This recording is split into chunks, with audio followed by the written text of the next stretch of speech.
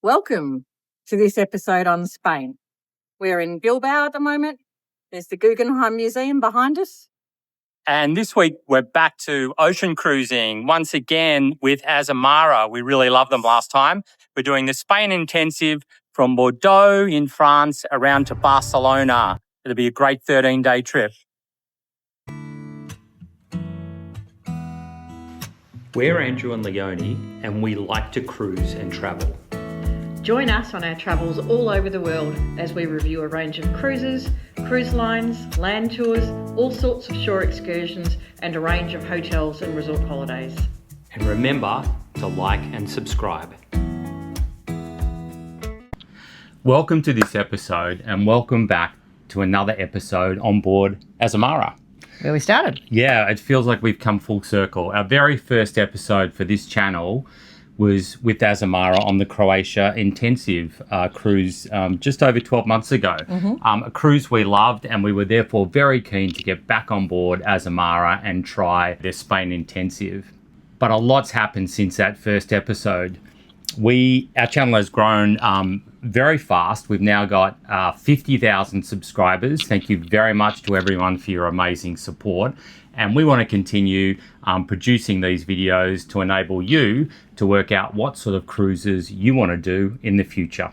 Now, Leonie, we're on board shooting at the moment on Azamara Journey. Last year it was the Pursuit. They're identical boats. They are. Can you tell us about this fantastic itinerary, which is the 13-day Spain intensive? Yeah, almost a circumnavigation.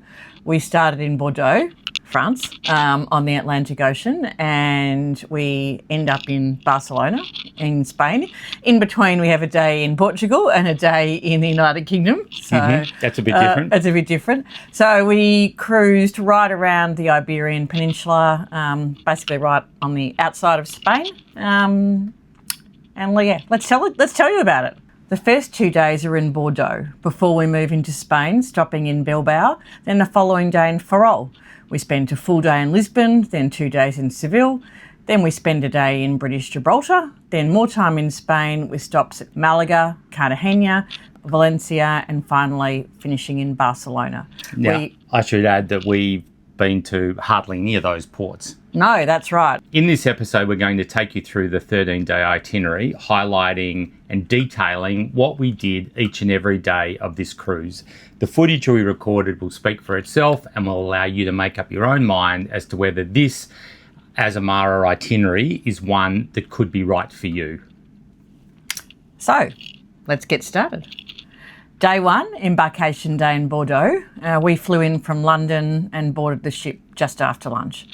After unpacking all of our suitcases, how divine, a treat when you travel as much as we do, we set off for a quick explore of magnificent Bordeaux. We'd only been once before, quite a few years ago. We were amazed, first of all, at how close the ship is, the Azamara Journey, to the old town of Bordeaux, so have a look. So here we are in the heart of Bordeaux. Behind me is the magnificent Bourse. Azamara claim to be able to dock in the middle of town. Can they get any closer? Yes, look, this is certainly one of the things that attracts us to Azamara. We love river cruising and almost always being in the centre of town, something that we've got very used to with river cruising. So with the bigger ocean ships, you're often docked a long way away from the city centre or the old town, often requiring a bus shuttle in. Azamara proudly claim as one of their unique points of differentiation that being on a much smaller ocean-going vessel, that they can get right into ports that other brands can't get into. And I guess we saw that firsthand on this itinerary, starting firstly in Bordeaux. Yeah. No, we really love that. It means you can access the ship whenever you want during the day, if you want to. And you don't have to hang around in queues waiting for a shuttle or pay for an Uber or whatever. So we love that. Bordeaux is a beautiful city. It sure is. Yeah. We happily walked around taking in the sights before we opted for a French meal off the ship. Why not? Why not? In the old town. We love French food and we didn't want to pass up the opportunity to have a French meal. So, baby walk, 10 minutes, whatever it was, I think. We were back at the ship, back on board in no time, and we caught the late show on board in the Cabaret Lounge, which is the name of the theatre on the Azamara Journey. Yes, another of the features and benefits of Azamara is that they have a significant team of onboard musicians. Now, that's something that the smaller river ships don't have. No, they can't. And what we really enjoy about ocean cruising. And their daily shows are usually a real highlight for us. We try and catch them pretty much every day. Day one's show was a variety show where each of 5 or 6 onboard singers each had a solo number as well as a couple of group numbers. The onboard band called the Journey Band I thought were fantastic throughout the whole cruise. Yep. And it's probably one of the best bands we've seen whilst cruising. Yeah, absolutely. So the shows on this trip were at 9 p.m. every night in the Cabaret Lounge. Plus there was live music in other parts of the ship, but other there was a smorgasbord of music every day. There was. And we sampled Jose in the Den, the Music for Soul in the dining room, the upstairs level 10 lounge, and various other acts, and really enjoyed it. And it's such a privilege that you just walk out from your cabin, see something live and walk back. Yeah, we some days we literally saw 2 to 3 hours worth of musicians and musical shows, and that's a real treat. Yeah, and obviously something you don't pay extra for, so it's a benefit of an ocean cruise. Day 2 was our full day in Bordeaux. We opted for a walking tour in the morning, which we organised ourselves actually off the ship. We learned all about Eleanor of Aquitaine, and that for a time Bordeaux was actually part of the English Empire, which was fascinating. As we were only metres from the ship, we walked back to the ship and had an early lunch on board.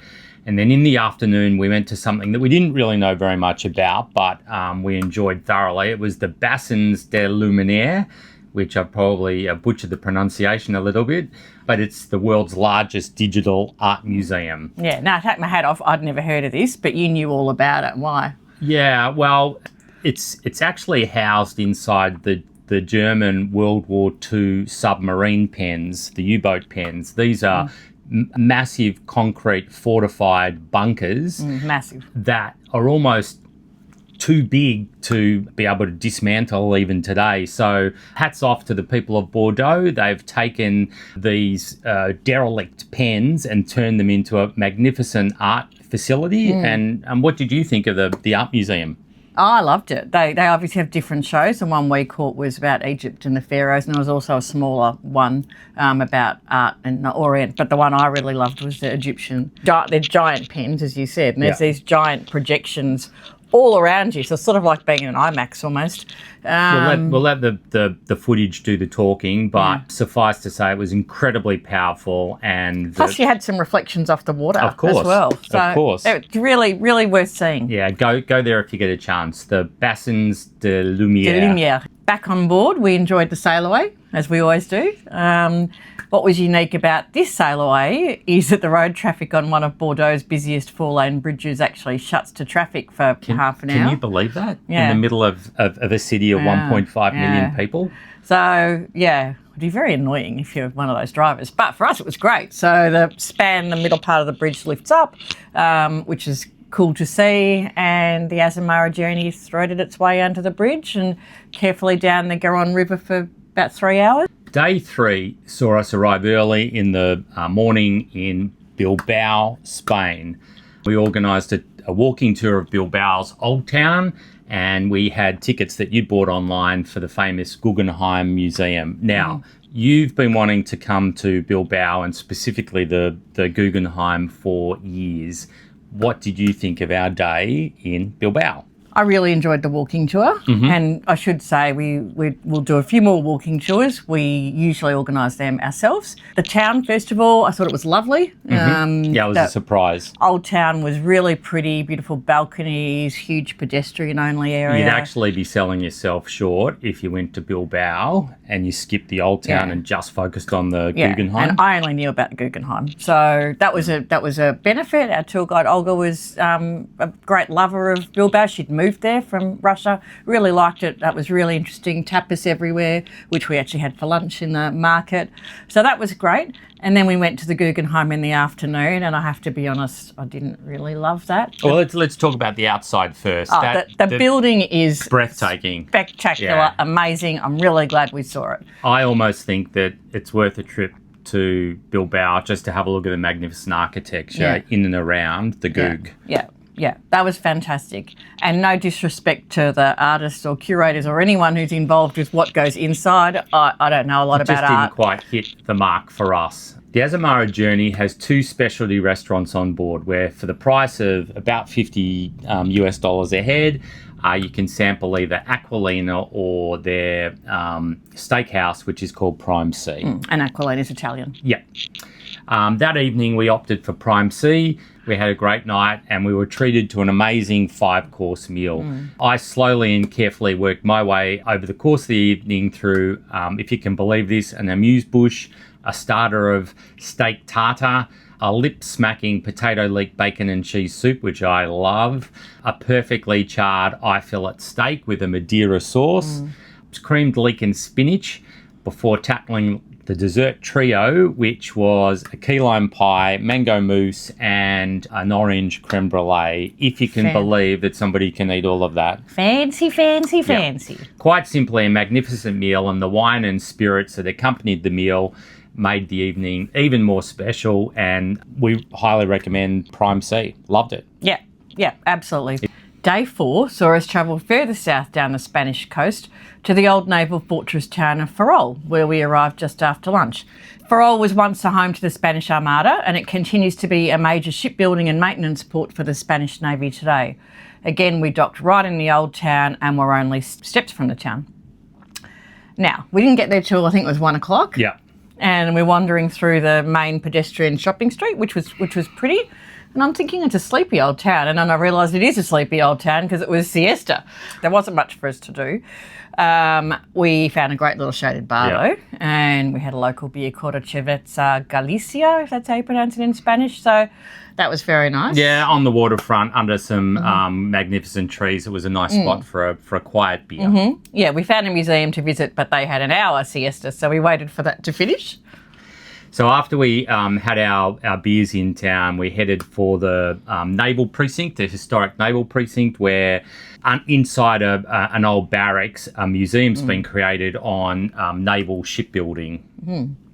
And it was a fantastic little museum. You could walk through, I think it was €2 entry. Yeah, it was incredibly cheap. And we learned all about the history of shipbuilding in the Spanish Navy from the times of the Armada through to today. There's actually there were 5 Spanish warships in some level of construction in Ferrol at the moment. And fun fact, Australia has a history to Ferrol that I didn't know about. 2 of our current aircraft carriers, HMS Adelaide and HMAS Canberra, are both joint venture building projects from Ferrol, and they were finished. The ships were finished in Williamstown, Melbourne, a suburb of Melbourne where we live. So yeah, and I didn't know that, so no, I felt quite good about visiting Ferrol for that fact. Yeah, so there's 2 naval museums there. Check the opening hours. Day 5 was a beautiful, relaxing whole day at sea. Now, we've been travelling for 6 weeks straight by this time without a day off. So it was pretty luxurious to enjoy the Azamara sunbeds, which are pretty comfortable. I think they're the comfiest that we've cruised on. Yeah, they're padded. I've said it before. Yeah, they're padded, like 2 inches thick padded. So they're terrific. And so we lounged by the pool. We had some time in the hot tub. When we went by the pool in the sun, we attended an enrichment lecture. We'll talk more about that. We had some cocktails, which there's a list of probably 10 that are complimentary. We had a great day off. Yeah. Oh, just with the cocktails, that's something to consider with Azamara, that the base fare includes those cocktails and wine and beer and basic sparkling spirits. Wine all day, basic spirits all day. And there are some fancier beverage packages you can buy if you want to, but we and barista made coffee all day, every day. Yeah, all included. So that day was lovely. Day 6 saw us in port for the whole day until 8 p.m. in Lisbon, Portugal.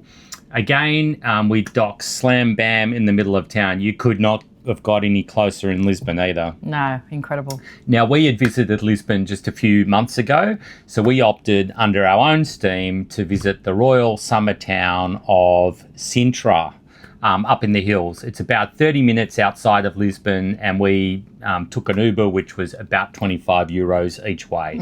Now, something fun that we did there, we didn't plan on it, we just turned up and saw these little Renault Twizy. Yes, it was a very clever and well-organised tour. Firstly, I was really glad that we hired the car in Sintra because it's very steep. The palaces sit at the very top of the hill or the mountain, and I think it's about an hour walk, but it's an hour walk straight uphill. Yeah. So we didn't have hours and hours to spend in Sintra. So what did we see when we were up there? We visited the Penne Palace, which is gorgeous, such colour, surrounded by acres and acres of manicured Portuguese gardens. Clear Moorish influences, colours, tiles. We've seen a bit of that this year in Portugal earlier in the year and just recently in Morocco. It was blowing a gale up there, particularly on one side of the palace, but the views over the valley and an earlier Moorish castle were magnificent. So back in Sintra Old Town, which is clearly on the tourist trail because it was packed with tourists. It was a Sunday. Yeah. We opted for a tapa-style lunch. We sat in the main square and enjoyed a range of Portuguese treats, and it was actually delicious. And a huge big beer too in a massive beer glass. They were gorgeous, those glasses. Always fun to eat al fresco in a square looking at the world go by. Yeah, it was a really fun excursion that we did under our own steam. Back on board, we had another treat of treats. We chose this time to go to Aquilina. And when I say we chose, you do book in for these restaurants. So the second specialty restaurant on board. So don't just rock up. And also there is a dress code at Aquilina and Prime C, which for women are just wear something nice, but for men, long pants. And they do enforce that. Anyway, Lisbon at dusk from Aquilina. Wow. Yeah. Wow by itself. Wow, I agree. And then again, multi-course fine dining experience. Yeah, I had the more traditional Italian menu of lobster ravioli appetizer, a Tuscan white bean soup. I love my white bean soups.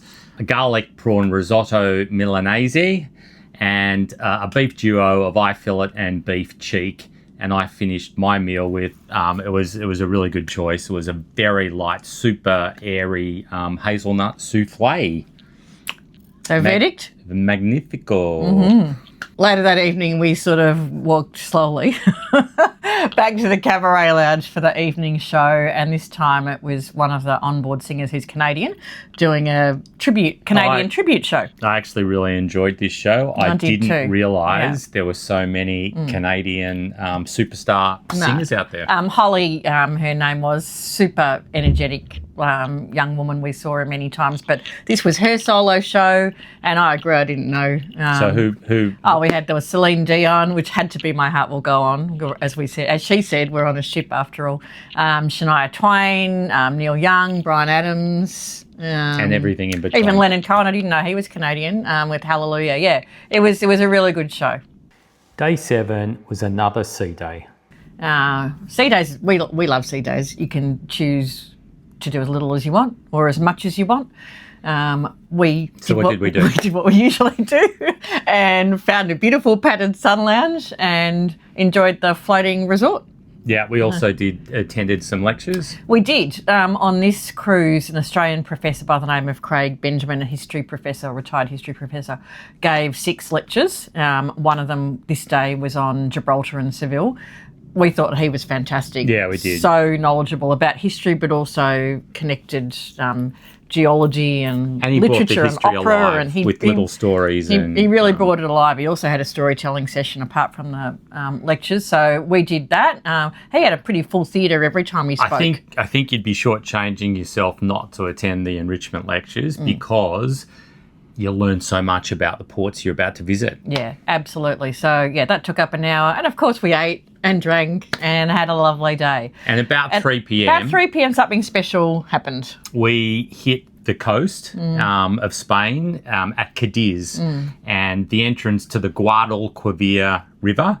good pronunciation. which runs, not sure that you'd know that it was bad, but that runs all the way from the Atlantic Ocean, meanders for about 5 hours actually, up to Seville. So Seville is actually an inland town. Yeah, so like Bordeaux at the beginning. But because it was inland, it was away from all the pirates, and the King and Queen of Spain actually had Seville as the main stepping off point for trips to the New World, the Americas. So that's why Seville has such a fantastically rich architecture and history, because of that connection with the New World. And having been to Professor Benjamin's lecture earlier in the morning, that made sense of then seeing, I didn't know all of that. Yeah. So that was really interesting. He talked a lot about the golden age of Seville being because of that trade with the Americas. Absolutely. So that journey along the river was about 5 hours. It was very much like river cruising, land on both sides you could almost touch, and very flat. It was actually a fantastic afternoon of river cruising. I'm not quite sure what everybody must have thought of this gigantic ocean ship sailing up this narrow Guadalquivir river, but it was a treat of treats. Well done, Azamara. I'm glad you've added Seville to this itinerary because it's made it super special. Yeah, that was before we even got to Seville. Where did we dock? As you say, right in Seville, right at the Plaza de España, and about a 10-minute walk from there into the old town. So fabulous stepping off point. Day 8 and day 9 were our 2 days in Seville.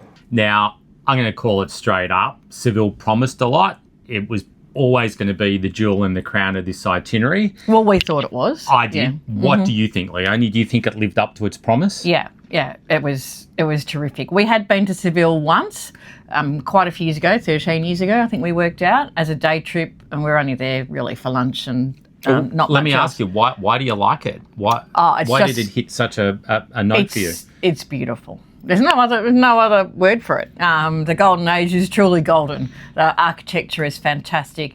There's heaps of stuff to do. I think it's the mixture of the Islamic and then the Gothic architecture under the Catholic reign, and the greenery of the gardens. That's what I like. And then there's the Plaza de España, which is some hundreds of years later, but is absolutely beautiful. So there's all of those things. We saw most of them. Yeah, they're fantastic things to see. Beautiful architecture, as you say. The greenery is gorgeous. The town of Seville is covered in orange trees. They are the predominant green vegetation of the town. They look magnificent. Just landscaping along the just streets. normal landscaping. And these oranges are bitter oranges, so you can't actually do anything with them not nice to eat. other than make marmalade or orange wine. Now, we tried the orange wine. It's a sweet wine. It's served chilled. The locals love it. I think I love it. You did. It was a bit sweet for me. And it was a really special part of our Seville experience. There were heaps of bars serving that and normal other stuff, including sangria, which I prefer. So that was really fun. Everyone was outdoors. There were lots of narrow alleyways. Quite a few of them either were shaded with the buildings, or if they weren't, they had white shade sails up. Lots of plazas with greenery overhead for shade. Yeah, so there was lots of shade, which was welcome because it was hot. A very livable, a great town to spend a few days and just wander around the alleys and the lanes. Yeah, so that's a long answer. Yes, I do think it lived up to its promise. Day 10. Treat of treats. We woke up with the Azamara Journey entering the Strait of Gibraltar. The sea was calm and we quickly made our way on deck to see what I think is a really special part of the world. With the sun rising, we could glimpse both the African and European continents simultaneously. Like, I've never got to do that. I didn't even know that it was possible. In fact, we were so close that we could glimpse the minarets of Tangier as we cruised towards Gibraltar. Gibraltar is just 15 miles from the coast of Morocco, and believe it or not, you can clearly see Africa from Spain or Gibraltar. We'd just been to Morocco, so it was very cool. So as we entered Gibraltar Harbour, the Rock of Gibraltar dominates and towers above the tiny British enclave. We docked there, made our way off the ship, and this time we took an Azamara optional paid excursion, which started with a 30-minute minibus tour around Gibraltar.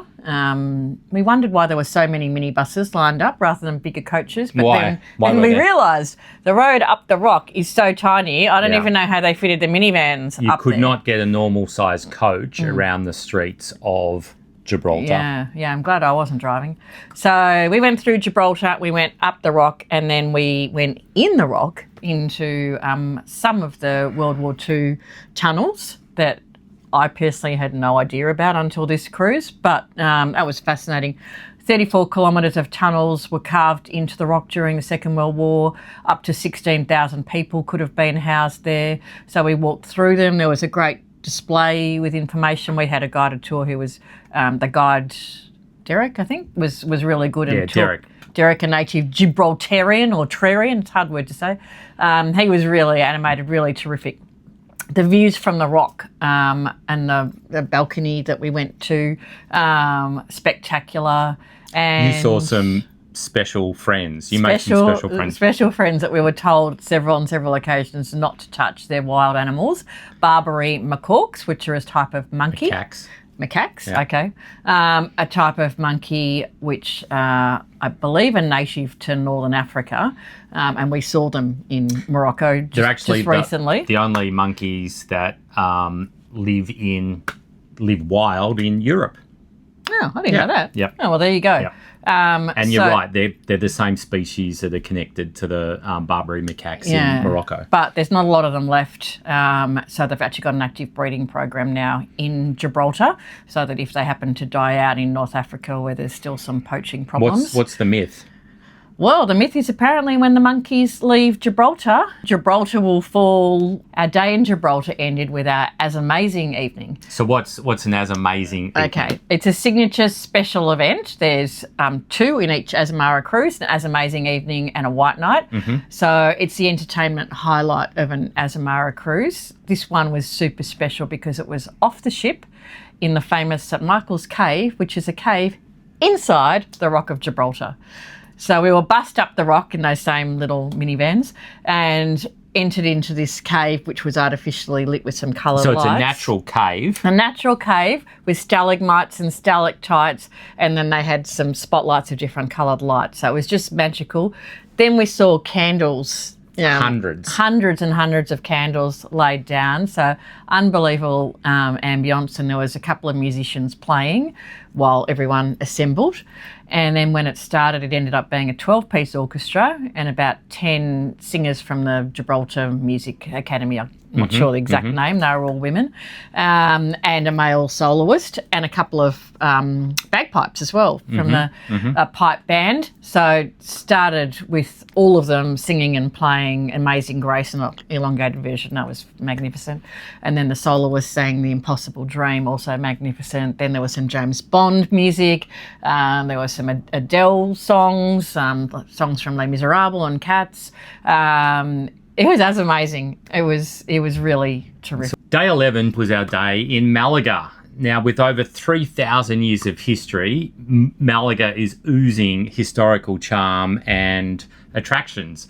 Each of the historical eras, if you like, having their own claim to fame.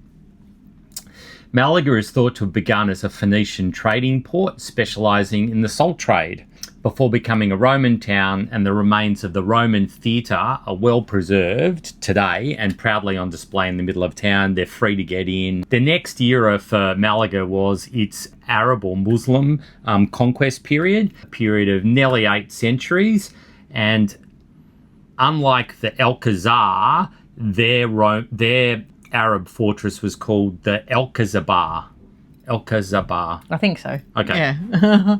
It was a fortified palace, and the design aspects, both from an architectural and a defensive point of view, were really quite impressive. The views over Malaga Harbour were fantastic. The gardens were magnificent. It was well worth the entry price ticket to get in and have a look at this time capsule of Islamic Malaga. Yep. Malaga's Catholic period began in 1487, and work on its cathedral began shortly thereafter. And they're a little bit naughty. They actually took the Muslim mosque and converted part of it into the new cathedral. How many times on this itinerary did we hear that? We have seen it a few times. We elected not to go in on this occasion because we actually wanted to spend our remaining time wandering around the harbour. Well, first of all, we had a lovely tapas lunch, and then we wandered around the harbour. There were some super yachts in, and we wanted to have a bit of a sticky beak, and lots of tourists walking around, and we just enjoyed the promenade. We had a walk around the port, but it was time for something special, which was the White Night party on board. And I know you were very excited about the White Night. Can you tell us what White Night is and why it's such a big deal? So, yeah, I remember that the White Night last year on our Croatia cruise was really fun. So I was expecting it to be really fun again, and it was. So everyone gets dressed in white. Yep. But almost bar none. Everyone's in full white, which looks fantastic with the sea around you. And we started with being docked in Malaga, and during it we moved away from Malaga, and day turned into night, and there were twinkling lights. It was beautiful. They hang bunting. So the pool deck transforms. Huge effort. They take all the sun lounges away and put tables and chairs there, all covered in white tablecloths.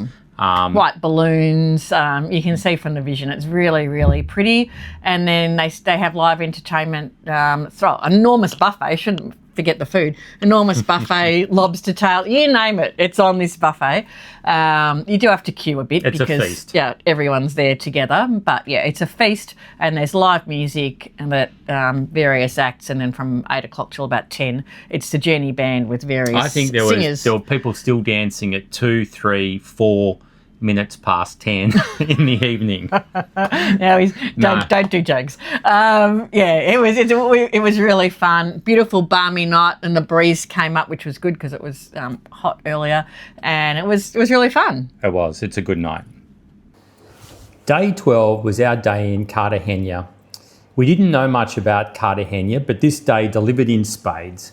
Once again, the Azamara Journey docked right in the centre of the old town, and we had the whole day to explore. First up was the Naval Museum, the centrepiece of which was the world's first fully electric submarine, built by the Spaniard Isaac Ferrol in 1888. What a treat. Yeah. Way ahead of his time, the Ferrol submarine is proudly on display in the museum. Now we're walking through Cartagena, and we're literally engulfed by a Roman reenactment. How cool is that? Yeah. Trumpets, drums. Well, we heard the drums first and went and followed our ears. Trumpets, drums, everyone dressed in full Roman regalia. It was fantastic to experience. You could tell how much pride the Cartagenans have for their Roman history. Now we had to have tapas again for lunch, of course. And then we explored Cartagena's fantastic Roman museum and ruins. Incorporated into the museum is the well-preserved 6,000-seat capacity Roman theatre. We spent a couple of hours in and around the museum and theatre, and once again we're in awe of all things Roman. That night we had a treat of a solo pianist whose name was Sasha Kovalov. This pianist was amazing, playing a heartfelt tribute to his homeland and highlighting really the devastation of the current war in Ukraine. He played everything from Rachmaninoff to George Gershwin. Some of the numbers he did, he was actually blindfolded. And I'd have to say it was one of the musical highlights of the cruise. He received one of the longest standing ovations I've witnessed whilst cruising, which in large part was a nod to the current plight in Ukraine. Day 13 was our last full day of the cruise, and it was our day in Valencia. Now, Valencia is both a large, busy modern port with also a historic centre established by the Romans. We were bussed 30 minutes from the port to the old town, and what a historical gem Valencia is. Aside from the key highlights of the cathedral, the central market and the Serrano Tower, our favourite gem was the medieval silk exchange built between 1482 and 1533.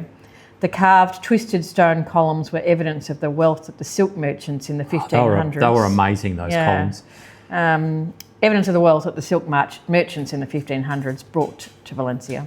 Now, no visit to Valencia would be complete without sampling the famous paella, which was yum. Yum. The locals say that only in Valencia can you get real paella. Elsewhere in Spain, it's simply flavoured rice. Sadly, that was the end of this voyage for us. Day 14 was disembarkation, and we flew out early from Barcelona, It was time to get home. Look, we'd been away for a long time.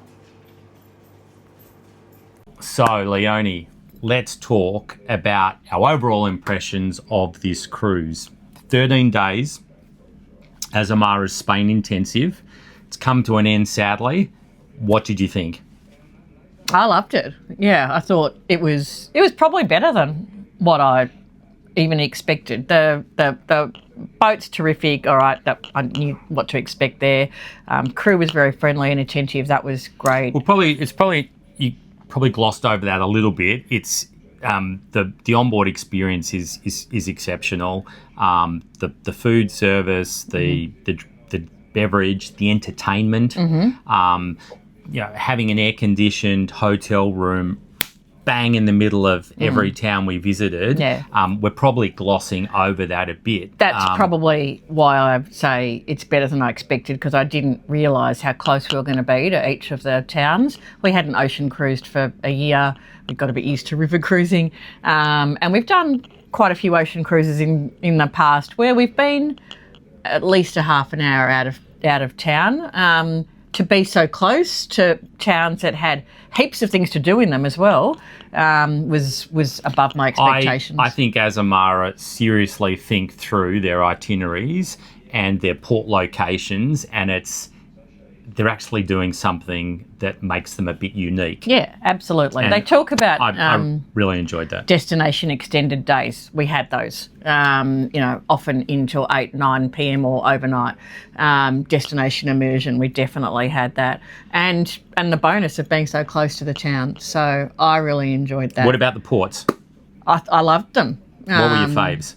Seville. Seville was my fave.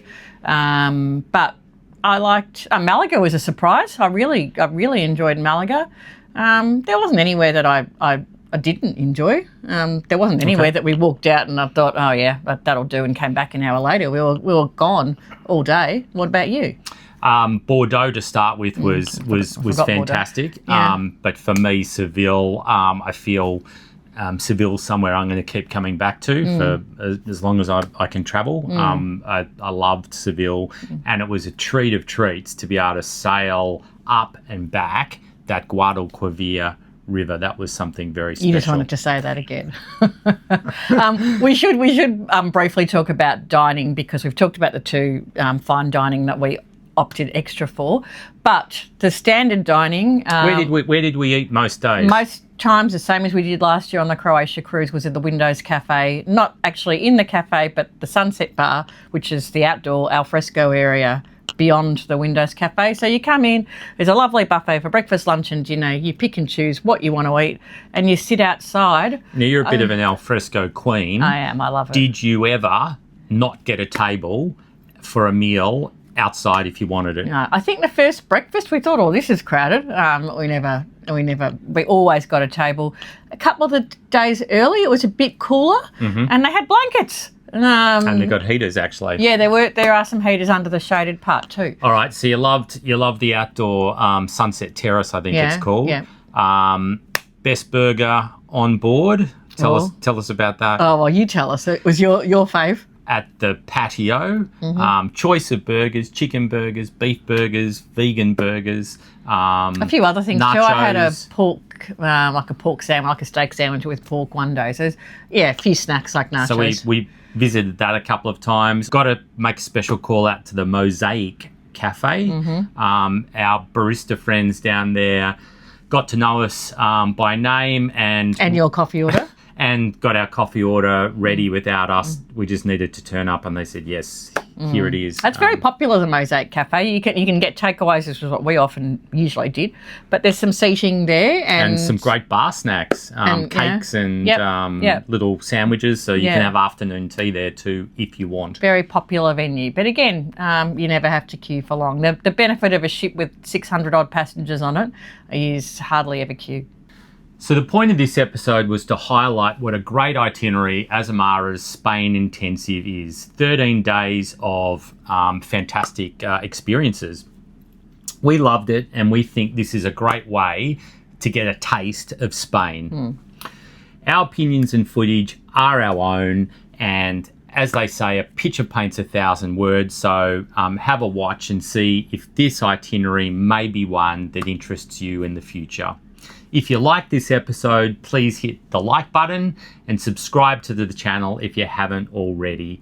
Feel free to drop us a comment. There were about 90% of passengers on this voyage that had previously sailed with Azamara. So clearly they're doing something right, Azamara. So if you've been with Azamara before, drop us a comment. Yeah, absolutely. And we're not making that up. There was a few hands up sessions during the cruise who he's travelled with Azamara before, and literally just about everyone. It's a very loyal passenger group, I'd and say. you can see why. It's long days in port, sometimes overnights, right close to the action, very close to the action.